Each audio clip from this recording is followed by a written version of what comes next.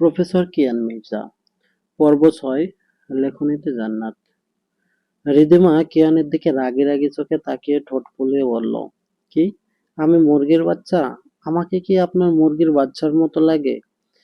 কিয়ান মৃদু হেসে একটানে রিদিমাকে নিজের বুকের কাছে টেনে নিল। তারপর রিদিমার নাকের ডগায় আলতো করে একটু চুমু এঁকে দিয়ে আদুরি কণ্ঠে বলল, আরে, এটা তো আমার আদরের নাম।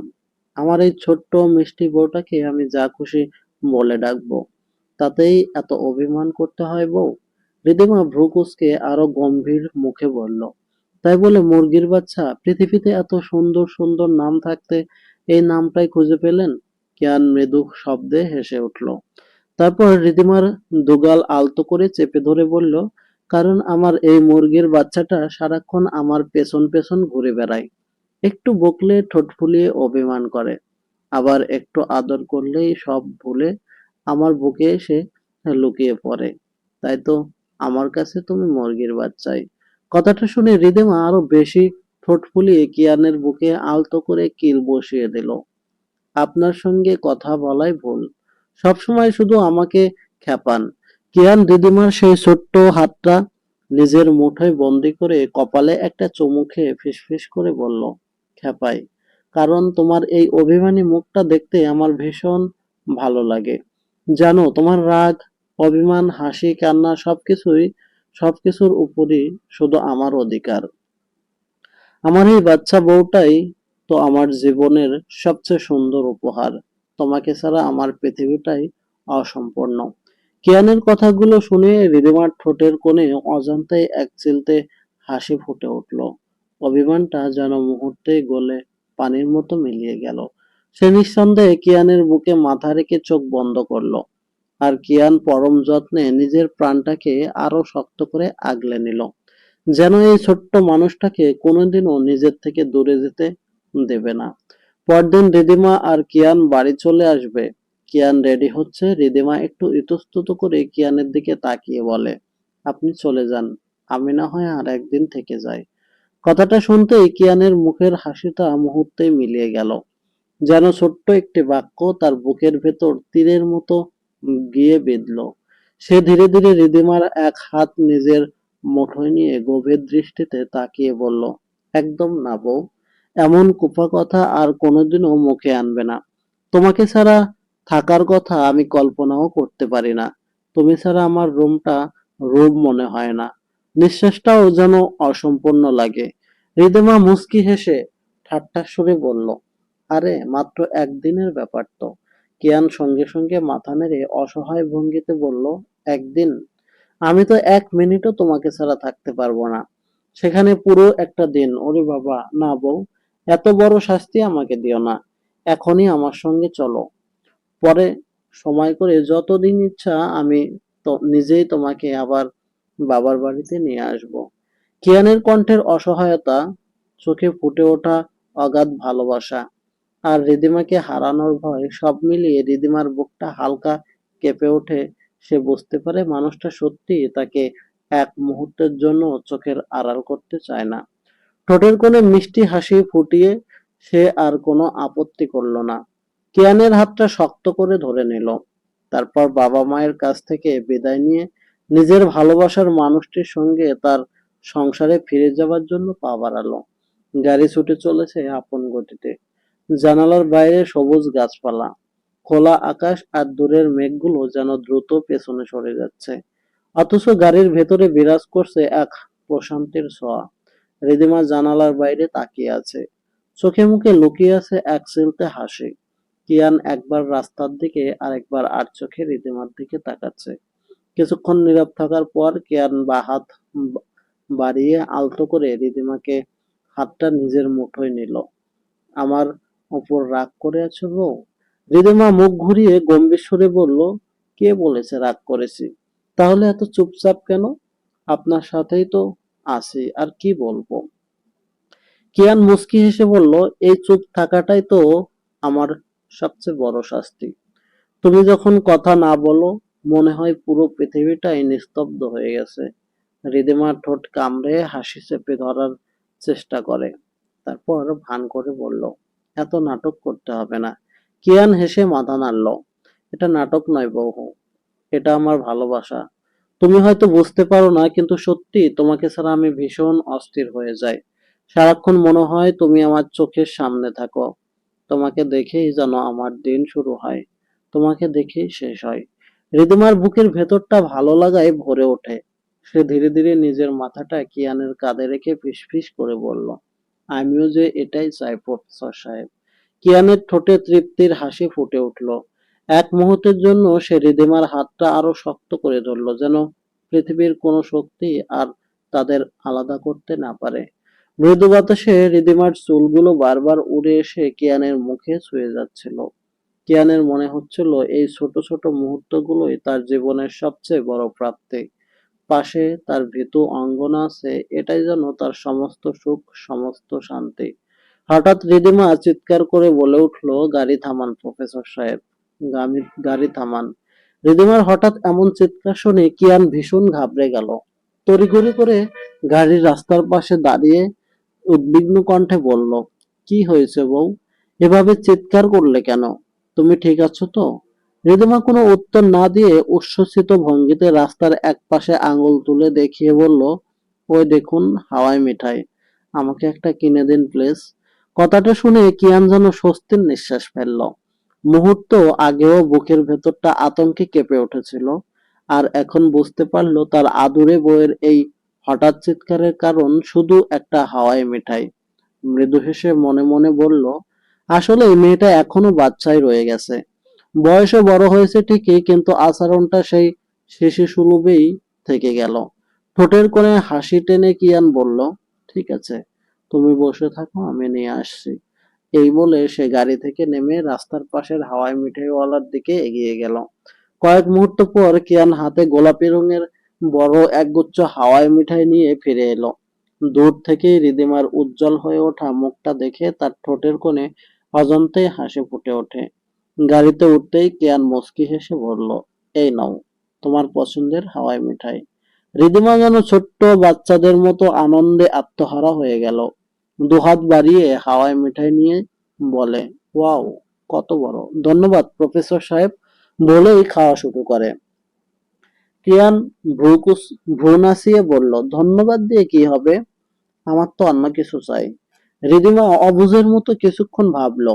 তারপর হঠাৎ হাওয়াই মিঠাই থেকে এক টুকরো ছিঁড়ে কিয়ানের মুখের সামনে ধরে বলল, এই নিন। কিয়ান মিঠাইয়ের দিকে না তাকিয়ে এক দৃষ্টিতে রিদিমার মুখের দিকেই তাকিয়ে রইল। তারপর মৃদু স্বরে বলল, না, আমার এটা চাই না, দাঁড়াও, আমি আমারটা নিয়ে নিচ্ছি।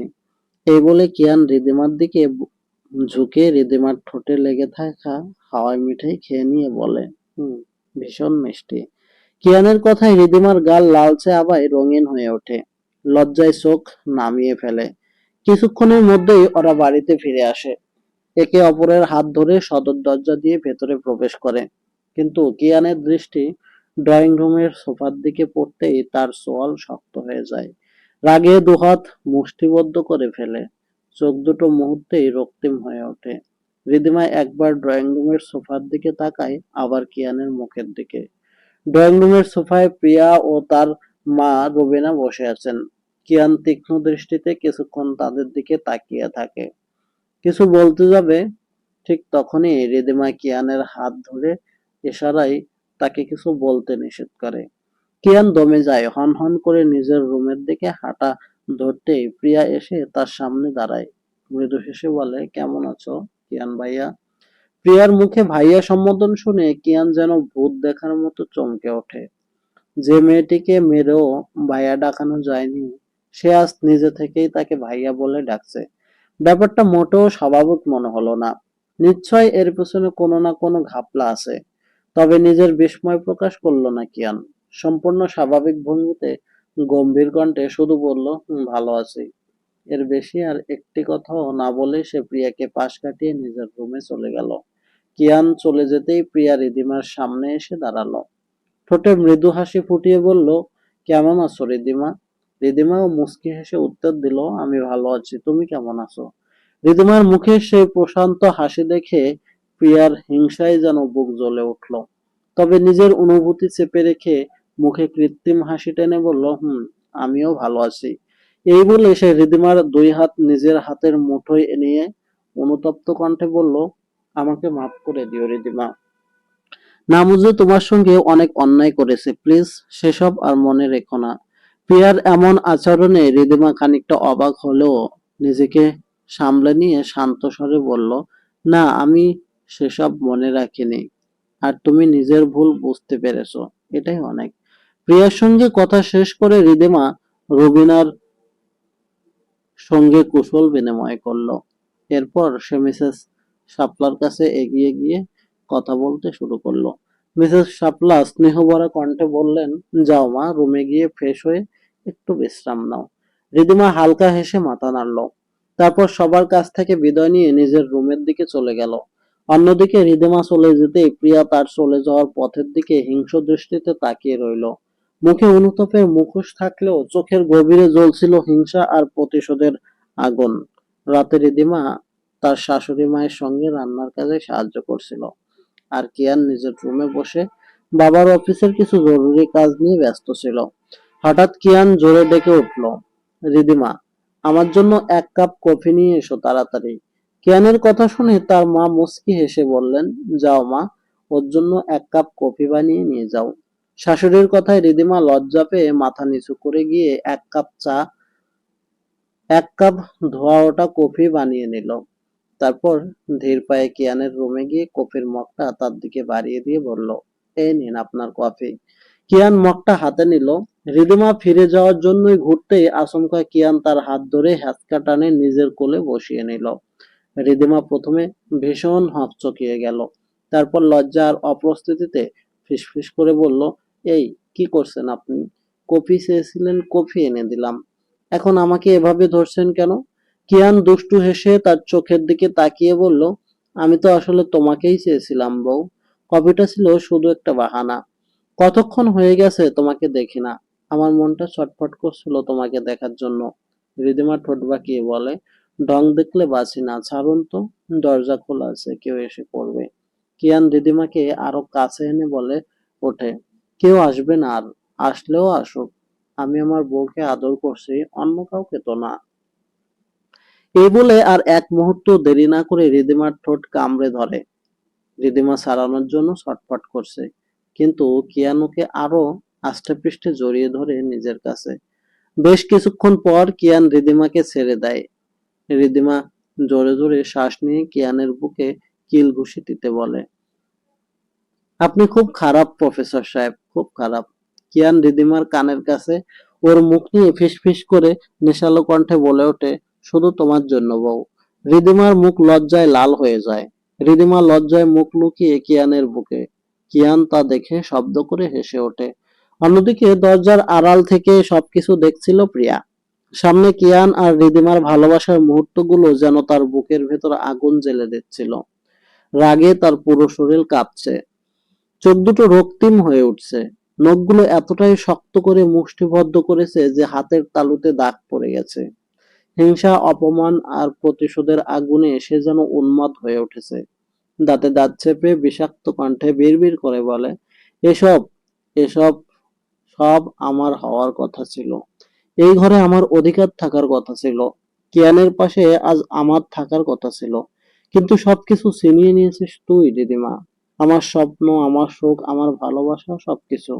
রাগে দেয়ালে সজোরে ঘুষি মেরে আবার বলে, তোকে আমি কোনোদিন সুখে থাকতে দেব না। তুই ভাবছিস কিয়ানকে পেয়ে জিতে গেছিস, ভুল ভাবছিস। তোর এই হাসি আমি কান্নায় বদলে দেব। তোর এই সুখ আমি নিজের হাতে ধ্বংস করব। তোর জীবনকে এমন নরকে পরিণত করব যেখানে প্রতিটা নিঃশ্বাসে শুধু কষ্ট আর আফসোস থাকবে। চোখে উন্মাদের ঝিলিক নিয়ে ঠোঁট বাঁকিয়ে সে ফিসফিস করে বলে, আর বেশি দিন নয়, খুব শিগগিরই কিয়ান শুধু আমার হবে, শুধুই আমার।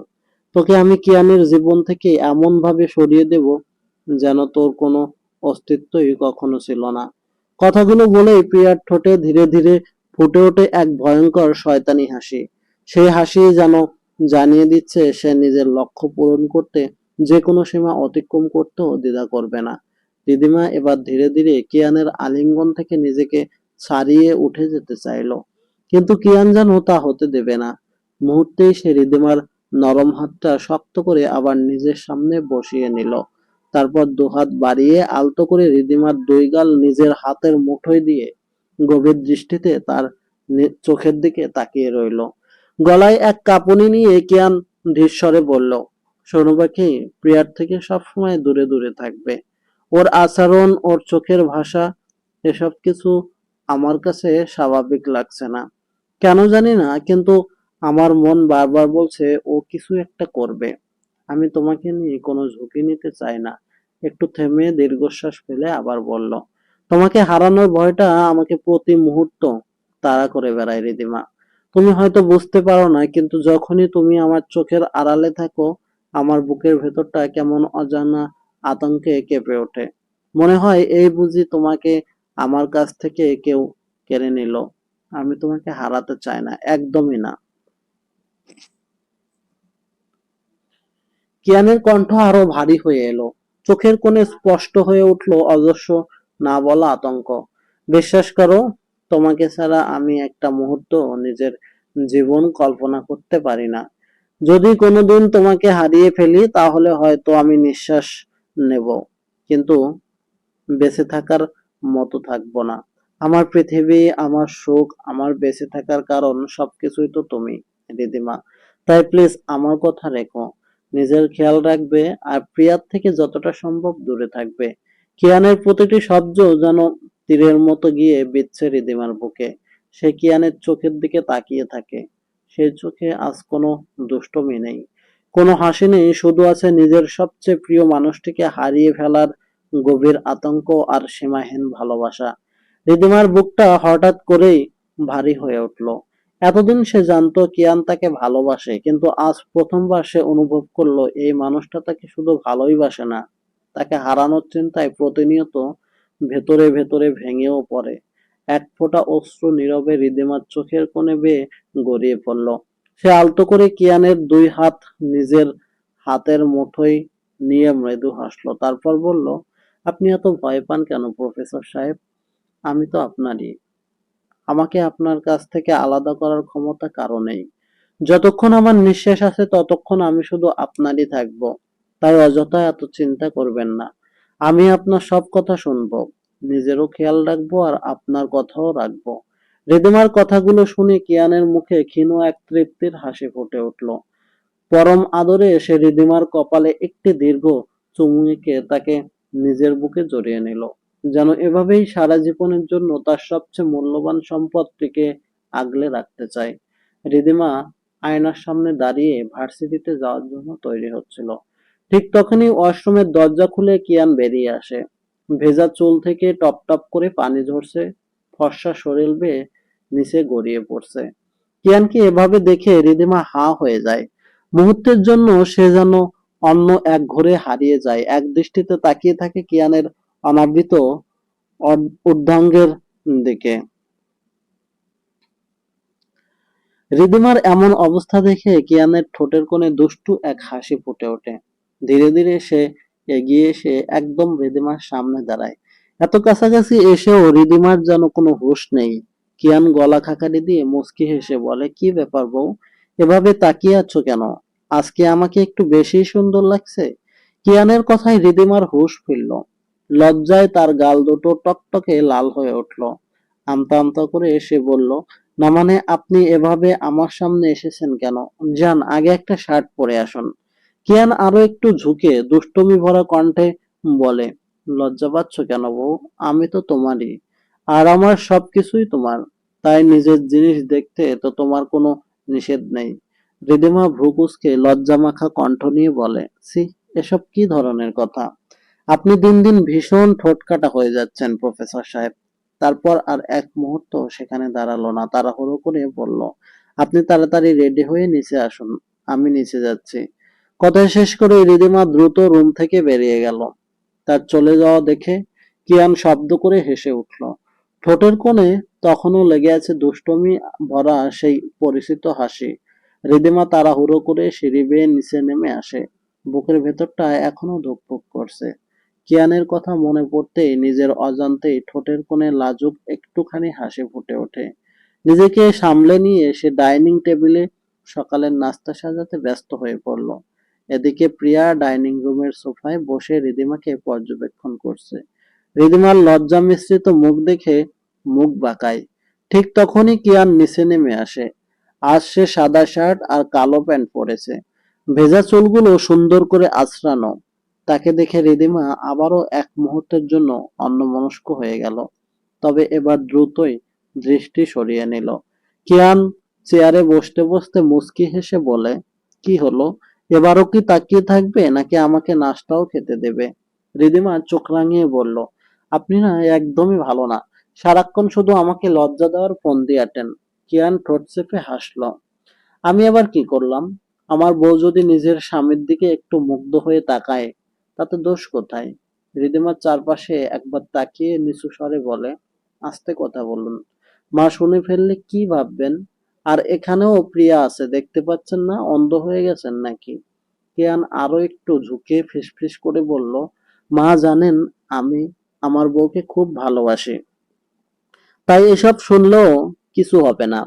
আর কে কি শুনলো না শুনলো, আই ডোন্ট কেয়ার।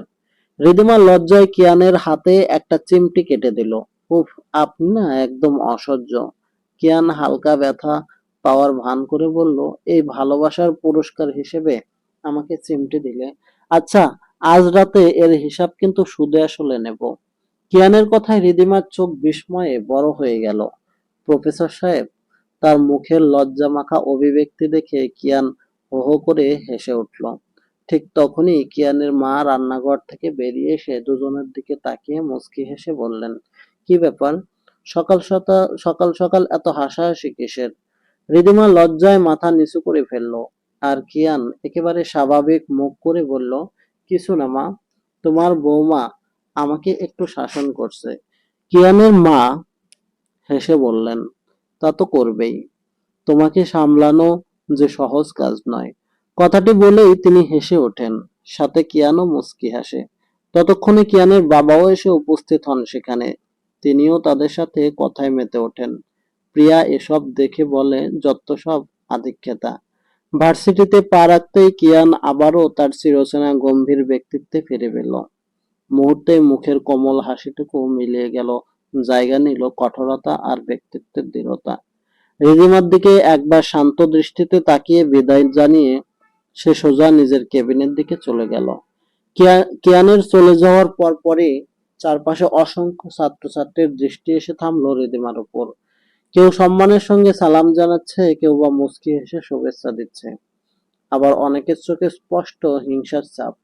ফিসফিস করে কেউ বলছে, ভাগ্যটা দেখেছিস, এমন একজন মানুষকে স্বামী হিসেবে পেয়ে গেছে। তাদের কথাগুলো রিদিমার কানে এলেও সে সেদিকে একটু গুরুত্ব দিল না। শান্ত ভঙ্গিতে নিজের পথে এগিয়ে যেতে লাগলো। ঠিক তখনই পেছন থেকে কেউ হঠাৎ তাকে জড়িয়ে ধরলো। রিদিমা চমকে উঠে আলতো করে নিজেকে ছাড়িয়ে পেছনে তাকাতেই দেখতে পেল সিনথিয়া, ঝুমা আর রোজ। রোজ তো তাকে দেখেই চোখের পানি ধরে রাখতে পারল না। এক ঝটকায় আবারও রিদিমাকে জড়িয়ে ধরে কেঁদে ফেলল। সিনথিয়া ঠোঁট ফুলিয়ে বলল, কেমন আছিস? জানিস তোকে আমরা কতটা মিস করেছি? রিদিমা হেসে বলল, আরে পাগলের দল, গতকালই তোদের সঙ্গে দেখা হয়েছে, রাতেও তো ফোনে কতক্ষণ কথা হলো, এখন আবার বলছিস মিস করেছিস? ঝুমা মুখ বাঁকিয়ে বলল, বড়, তাতে কি হয়েছে? তুই আমাদের সঙ্গে না থাকলে নিজেদের কেমন ফাঁকা ফাঁকা লাগে। রোজ চোখ মুছতে মুছতে বলল, সত্যি বলছি, তুই না থাকলে আমাদের আড্ডাগুলো একদমই প্রাণহীন হয়ে যায়। বন্ধুদের এমন অকৃত্রিম ভালোবাসায় রিদিমার ঠোঁটে প্রশান্তির হাসি ফুটে উঠল। জীবনে যত ঝড়ই আসুক, এমন কয়েকটা মানুষ পাশে থাকলে সব কষ্ট যেন অনেকটাই হালকা হয়ে যায়। রিদিমা মুচকি হেসে বলল, হয়েছে হয়েছে, এবার চল, ক্লাস শুরু হওয়ার আগেই ঢুকে পড়ি, নইলে আবার স্যারদের বকা খেতে হবে। চারজন একসঙ্গে হেসে ক্লাসরুমের দিকে এগিয়ে গেল। ক্লাসে গিয়ে পাশাপাশি বসতেই যেন তাদের গল্পের ঝাঁপি খুলে গেল। একের পর এক গল্প, হাসি ঠাট্টা, খুনসুটি যেন তাদের কত জন্মের জমে থাকা কথাগুলো আজ একসঙ্গে বলে শেষ করবে। তাদের প্রাণখোলা হাসিতে আশেপাশের পরিবেশও প্রাণবন্ত হয়ে উঠল। প্রিয়া আজ ভার্সিটিতে আসেনি, হয়তো কোনো পরিকল্পনায় ব্যস্ত সে। একটু পরেই কিয়ান ক্লাসে প্রবেশ করে। মুহূর্তেই পুরো ক্লাসরুম নিস্তব্ধ হয়ে যায়। সে স্বাভাবিক ভঙ্গিতে ক্লাস নেওয়া শুরু করে। একবারের জন্য রিদিমার দিকে তাকালো না। তাকে দেখে মনে হচ্ছে রিদিমা নামে কাউকে সে চেনেই না। রিদিমা ঠোঁট বাঁকিয়ে মনে মনে বলল, বেটার ভাব দেখলে আর বাঁচি না, যেন আমাকে কোনোদিন দেখেইনি যত্ত সব। এমন সময় সিনথিয়া রিদিমার কানে কানে ফিসফিস করে বলল, কি রে, তোদের মধ্যে ঝগড়া হয়েছে নাকি? স্যারকে দেখে তো মনে হচ্ছে তোদের আগে কোনোদিন দেখাই হয়নি। রিদিমা বিরক্ত হয়ে একটু জোরেই বলে উঠল, যত সব নাটক আর কি। রিদিমার কথায় মুহূর্তেই সবার দৃষ্টি গিয়ে পড়লো তার দিকে। সে ভরকে গেল। কিয়ান গম্ভীর কণ্ঠে বলল, এই যে আপনি দাঁড়ান। এখানে পড়তে এসেছেন, গল্প করতে নয়। তাই কান ধরে দাঁড়িয়ে থাকুন। কিয়ানের কথা শুনে রিদিমা বিস্ময়ে তার দিকে তাকিয়ে রইল। কিয়ান এবার আরো কঠোর স্বরে ধমক দিয়ে বলল, কি হলো? আমি কি বললাম কানে যায়নি? পুরো ক্লাসে চাপা হাসির রোল পড়ে গেল। সবাই মিটমিট করে হাসতে লাগলো। রাগে, দুঃখ আর অপমানে রিদিমার চোখ ভিজে উঠল। কথায় আছে, আমরা যাকে সবচেয়ে বেশি ভালোবাসি তার সামান্য ধমকও হৃদয়টাকে ভীষণভাবে কষ্ট দেয়। আর কোনো কথা না বলে রিদিমা চুপচাপ কান ধরে দাঁড়িয়ে রইল। তার বন্ধুরা অসহায় দৃষ্টিতে তাকিয়ে রইল তার দিকে, কিন্তু কেউ কিছু বলার সাহস পেল না। কিয়ান ক্লাস শেষ করে বেরিয়ে যেতে রিদিমা আর এক মুহূর্ত সেখানে দাঁড়িয়ে থাকলো না। চোখের পানি লুকাতে দ্রুত ক্লাসরুম থেকে দৌড়ে বেরিয়ে গেল। রিদিমা কাঁদতে কাঁদতে রাস্তা রিদিমা কাঁদতে কাঁদতে রাস্তার পাশ দিয়ে হেঁটে যাচ্ছিল। হঠাৎ করেই তার পথ আগলে কেউ একজন এসে দাঁড়ালো। আকস্মিক ঘটনায় রিদিমা থমকে যায়। চোখের পানি মুছে ধীরে ধীরে মুখ তুলে তাকাতেই লোকটিকে দেখে তার বুকের ভেতরটা কেঁপে ওঠে। লোকটির সমগ্র শরীর কালো পোশাকে আবৃত। মাথা থেকে পা পর্যন্ত এমন ভাবে ঢাকা যে তার চেহারার সামান্য অংশটুকুও দেখা যাচ্ছে না। রহস্যময় সেই অবয়ব রিদিমার সামনে দাঁড়িয়ে আছে। সিনথিয়া, রোজ আর ঝুমা এসে দেখে রিদিমা কোথাও নেই। ওরা পুরো ভার্সিটি চষে বেড়ালেও রিদিমার কোনো খোঁজ পায় না। একসময় দিশেহারা একসময় দিশেহারা হয়ে হন্তদন্ত হয়ে ছুটে যায় কিয়ানের কেবিনের দিকে। এদিকে কিয়ান নিজের কেবিনে বসে অস্থির হয়ে আছে। রিদিমার চোখের জল বারবার তার চোখের সামনে ভেসে উঠছে। বুকের ভেতরটা কষ্টে মচড় দিয়ে উঠছে বারবার। সে তো রিদিমার ভালোর জন্যই এমনটা বলেছিল। কেউ যেন কখনো রিদিমাকে প্রফেসরের স্ত্রী পরিচয়ে নয়, বরং নিজের যোগ্যতায় চেনে। তাই ভার্সিটির জীবন আর ব্যক্তিগত জীবনকে সে সবসময় আলাদা রাখতে চায়। অন্য ছাত্রছাত্রীদের যেমন শাসন করে, রিদিমাকেও ঠিক তেমন ভাবে শাসন করেছে। সে চায় না অতিরিক্ত আদরে বা প্রশ্রয়ে রিদিমা ভুল পথে চলে যাক। কিন্তু এখন নিজেরই ভীষণ খারাপ লাগছে। একটা দীর্ঘশ্বাস ফেলে কিয়ান কেবিন থেকে বেরিয়ে পড়ল। তার ইচ্ছে একবার রিদিমাকে দেখে আসবে। মনে মনে বিড়বিড় করে বলল, বউ মনে হয় আমার উপর খুব অভিমান করে আছে। চিন্তা করো না, বাসায় গিয়ে তোমার সব অভিমান আমার ভালোবাসা দিয়ে ভেঙে দেব। এই ভেবেই কিয়ান কেবিনের দরজা পেরিয়ে বাইরে আসতেই সামনে সিনথিয়া, রোজ আর ঝুমাকে দাঁড়িয়ে থাকতে দেখলো। ওদের এই সময় নিজের কেবিনের সামনে দেখে কিয়ান কিছুটা চমকে উঠল। সিনথিয়া আতঙ্কিত কণ্ঠে বলে ওঠে, স্যার, রিদিমাকে কোথাও খুঁজে পাচ্ছি না। সিনথিয়ার কথাটা শুনেই কিয়ানের বুকের ভেতরটা ধক করে ওঠে। হারিয়ে ফেলার ভয় মুহূর্তেই তার চোখে মুখে স্পষ্ট হয়ে ওঠে। আর এক মুহূর্ত দেরি না করে সে দৌড়ে ভার্সিটি থেকে বেরিয়ে যায়। চারপাশ, রাস্তার এপাশ ওপাশ, প্রতিটি কোণ খুঁজে দেখে, কিন্তু কোথাও নেই। নেই তার ভীতু অঙ্গনা। এদিকে রোজ তাড়াহুড়ো করে রাজেশকে ফোন দিয়ে সবকিছু জানায়। সব শুনে রাজেশ শুধু বলে, আমি আসছি বলেই ফোন কেটে দেয়। কিয়ান তখন রাস্তার অলিগলি ছুটে ছুটে করছে।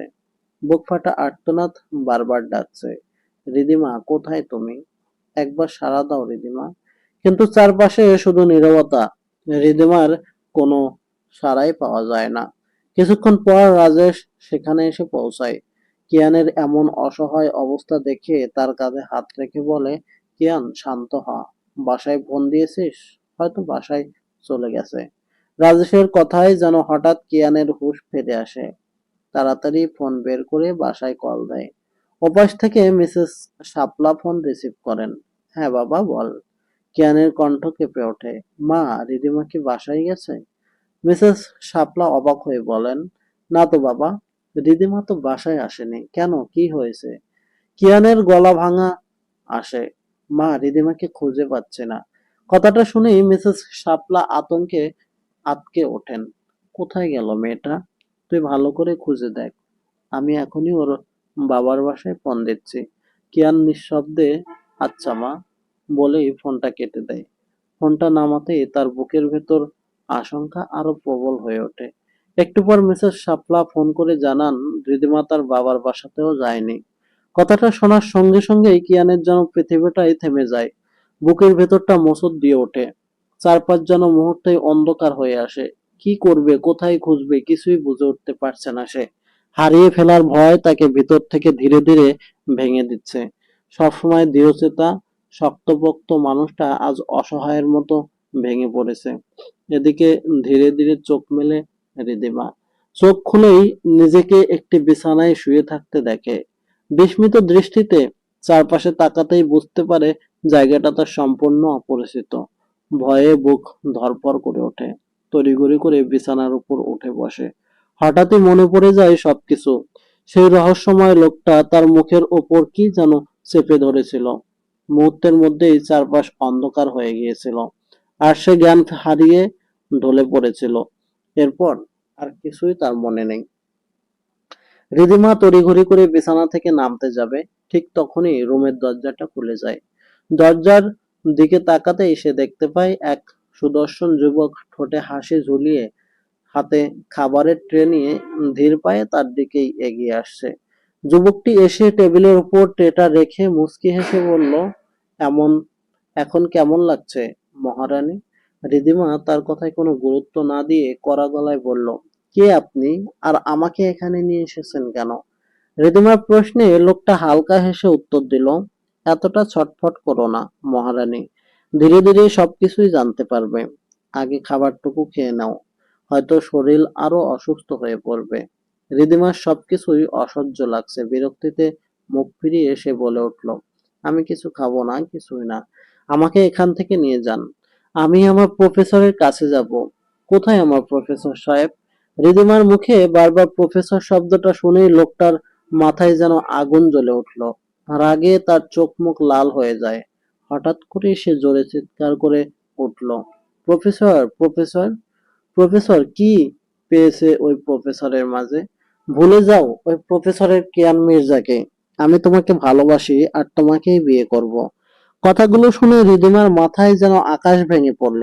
বিস্ময় আর ঘৃণায় তার চোখ বড় হয়ে যায়। সে তীক্ষ্ণ দৃষ্টিতে লোকটার দিকে তাকিয়ে বলল, আপনার মাথা ঠিক আছে? আমি একজন বিবাহিত মেয়ে, আমার স্বামী আছেন, আর আপনি কিনা আমাকে বিয়ে করতে চান? এত জঘন্য মানসিকতা আপনার! সে না, আমার মাথা ঠিক নেই। আমি পাগল হয়ে গেছি তোমাকে দেখার পর। তোমার জন্যই পাগল হয়েছে। আর এখন এই পাগলের পাগলামি থামাতে শুধু তোমাকেই প্রয়োজন। তুমি বিবাহিত, তাতে কি হয়েছে? আমি তুমি যদি 10 সন্তানের মা হতে, তবুও আমি তোমাকেই বিয়ে করতাম, আর করব। রহস্যময় লোকটা আর কেউ নয়, এস এম ওরফে সোহান খান মিরাজ। সোহানের কথা শুনে রিদিমা কঠিন কণ্ঠে বলে ওঠে, আমি মরে গেলেও আপনাকে বিয়ে করব না। আমি আমার প্রফেসরকে ভালোবাসি। আমি তার স্ত্রী, আর মৃত্যুর আগ পর্যন্ত তার হয়েই থাকতে চাই, থাকবো। আমার প্রফেসর সাহেব আসবেন আমাকে নিতে, আর আপনাকে ধ্বংস করতে। সোহান শব্দ করে হেসে উঠল, কিয়ান মির্জা আর কোনো দিনও তোমাকে খুঁজে পাবে না মহারানী। সেই ব্যবস্থা আমি আগেই করে রেখেছি। রিদিমার ঠোঁটে বিদ্রুপের হাসি ফুটে উঠল। দেখা যাবে, কিয়ান মির্জা যদি তার ভীতু অঙ্গনাকে ফিরে পেতে পাতালেও যেতে হয়, তাহলে সেখানেই যাবে। আর আপনি বলছেন তিনি আমাকে খুঁজে পাবেন না। সত্যি আপনার কথায় আমার এখন হাসি পাচ্ছে। রিদিমার চোখে মুখে এতটা দৃঢ়তা আর আত্মবিশ্বাস দেখে সোহান খানিকটা অবাক হয়ে যায়। সারাদিন খুঁজেও রিদিমার কোনো সন্ধান পেল না কিয়ান। দেখতে দেখতে রাত নেমে এসেছে। সারাদিন এক ফোঁটাও পানি মুখে তোলেনি সে। রাজেশ অনেক জোর করেও তাকে কিছু খাওয়াতে পারেনি। কিয়ান রাস্তার মাঝখানে হাঁটু গেড়ে বসে পড়ে চোখ দুটো রক্তিম, এলোমেলো চুল, মুখ ভর্তি অসহায়ত্ব, চারপাশের মানুষ বিস্ময়ে তাকিয়ে আছে, কিন্তু সেদিকে তার কোনো খেয়াল নেই। দুই হাতে মুখ ঢেকে শিশুর মতো কাঁদতে কাঁদতে সে ভাঙা গলায় বলে ওঠে, ফিরে আয় না বউ, কোথায় চলে গেলে তুই? কোথায় খুঁজবো তোকে আমি? আমার বুকটা যে তোর শূন্যতায় পুড়ে ছাই হয়ে যাচ্ছে। আমি তোকে ছাড়া বাঁচতে পারবো না, একদমই পারবো না। ফিরে আয় না বউ, চলবে।